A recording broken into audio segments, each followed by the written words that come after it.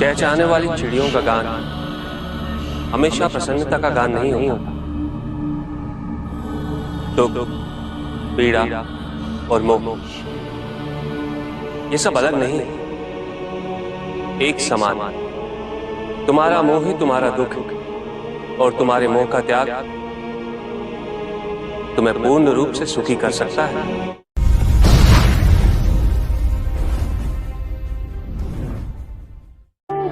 पूजित का साक्षात सामने होना मन को भटकने नहीं देता, किंतु जो सच्चे भक्त हैं भगवान तो उनके मन में, उनके हृदय में निवास करते हैं। जिनके हृदय में श्रद्धा है उनके लिए पूजा करने हेतु अपने आराध्य का साक्षात सामने होना अनिवार्य नहीं।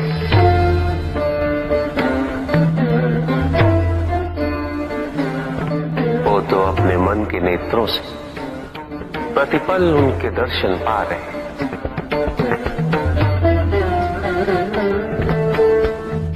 उनकी प्रत्येक अनुभूति में भगवान है।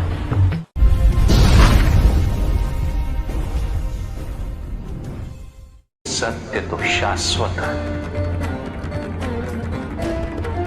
सत्य ही संसार में संतुष्टि और सुख का माध्यम। जो सत्य से विमुख हो वो सदैव दुखी रहता है। जिसने भ्रम का मार्ग अपना वो आजीवन ढूंढता रहता है, किंतु विडंबना यही कि उसे ये ज्ञात ही नहीं कि वो ढूंढ क्या रहा है। सत्य तो यही कि तुम एक दैव्य अंश हो।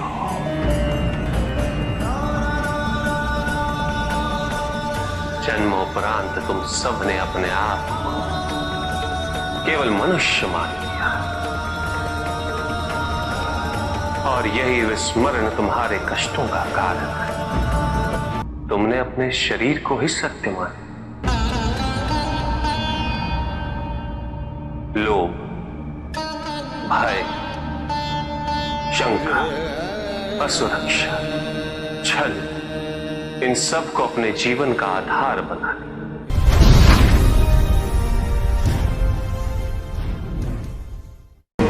महाशिवरात्रि का व्रत विशेष फलों को प्रदान करने वाला है।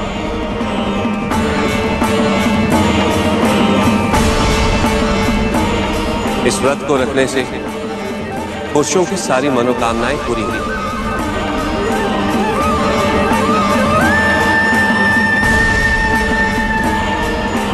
सुहागन स्त्रियों का सुहाग हमेशा बना रहेगा और तुम्हारी लड़कियों को मनचाहा वर मिलेगा।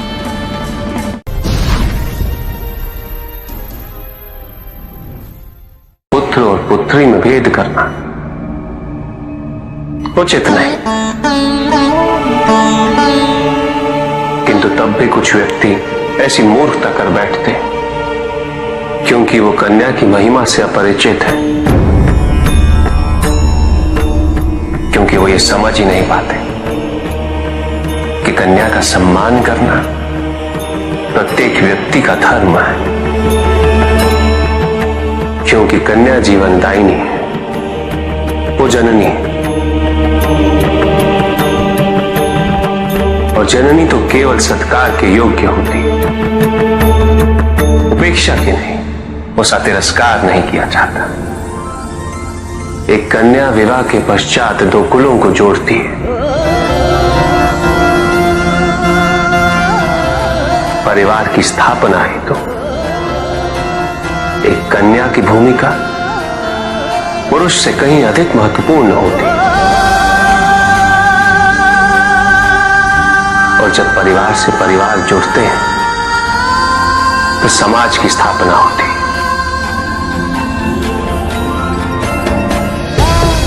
पुत्री को परिवार में, समाज में वही स्थान मिलना चाहिए वही अधिकार प्राप्त होना चाहिए जो एक पुत्र को प्राप्त होते हैं।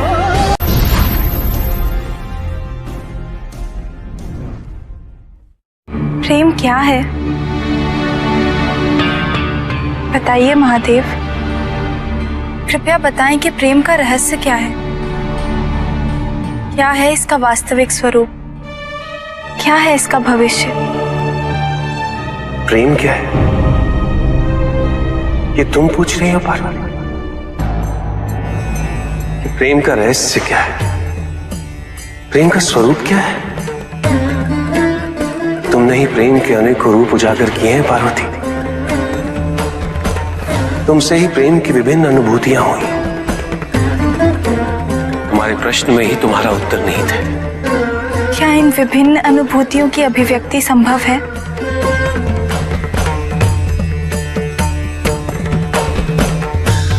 सती के रूप में जब तुम अपने प्राण त्याग मुझसे दूर चली गई,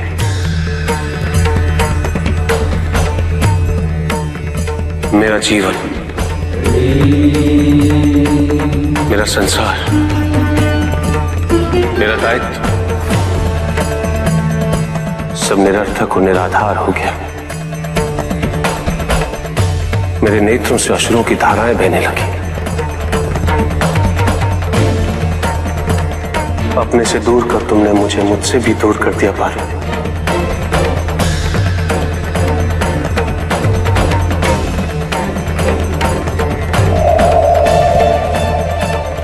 यही तो प्रेम है पार्वती। तुम्हारे अभाव में मेरे अधूरेपन की अति से इस सृष्टि का पूर्ण हो जाना, यही प्रेम है। तुम्हारे और मेरे पुनः मिलन करवाने हेतु इस समस्त ब्रह्मांड का हर संभव प्रयास करना, हर संभव षड्यंत्र रचना।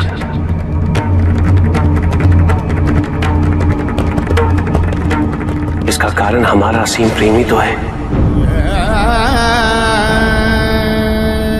तुम्हारा पार्वती के रूप में पुनः जन्म लेकर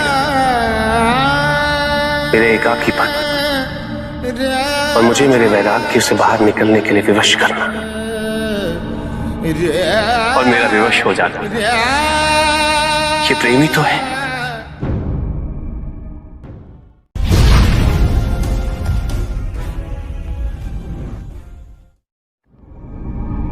चंद्रमा उसी जल में प्रतिबिंबित होता है जो जल शांत है, स्थिर। यही तो समस्या होती है मन की। मन कभी भी शांत नहीं हो पाता। जहां शांति नहीं वहां कुछ भी नहीं रुकता।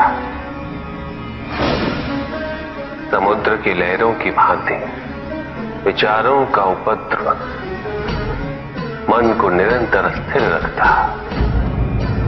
कुछ भी सुनने और समझने के लिए मन का मौन रहना आवश्यक है, किंतु मन मौन रहना नहीं जानता।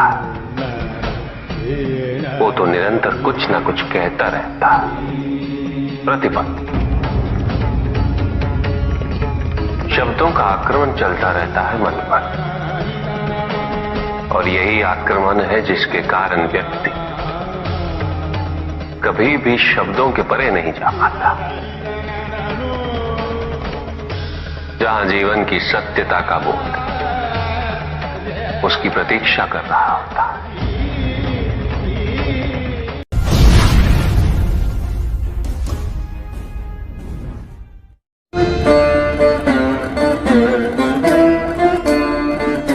मैं वो हूं जो नहीं है,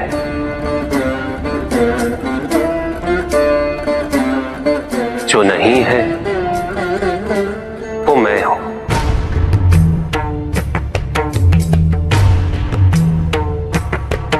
चिरकाल तक सभी को यह स्मरण रहे, जब आप में श्वास है तो मैं आप में हूं। देव देव महादेव शिवा, देव देव और जिस क्षण आप में श्वास नहीं तब आप मुझ पे देव शिवा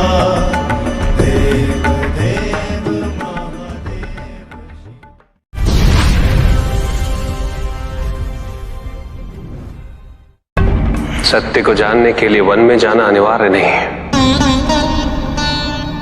अपने निजी, पारिवारिक और सामाजिक दायित्वों का परित्याग भी आवश्यक